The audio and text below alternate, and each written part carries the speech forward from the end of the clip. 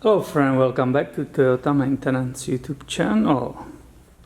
In this video I would like to show you why it's good time to time to remove your skid plate. And that was part of 2001 4Runner, which has approximately 217,000 miles. And as a matter of fact, I know the owner doesn't have any oil leaking on his driveway, therefore he's not aware of any oil leaks.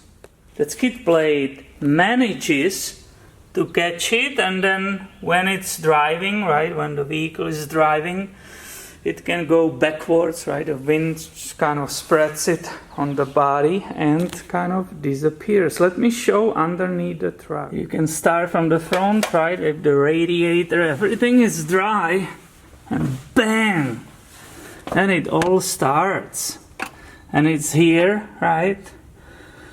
On the oil pan, and it's on both sides. It's over there.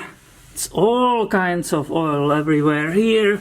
You go backwards, it's all wrapped in the oil. I'm assuming it's engine oil, it looks like that.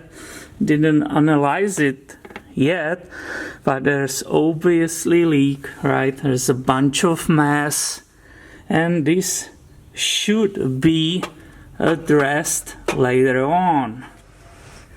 And all that stuff, there's no way you will catch from above here. Obviously we know there is a very small leak on the valve covers and it's being replaced, right? I will be doing it on this car, but apparently there is either an engine oil pan or whatever. I will really have to start cleaning it and see later. So make sure you are subscribed that you don't miss any of these videos later. Thank you for watching today and have a wonderful day.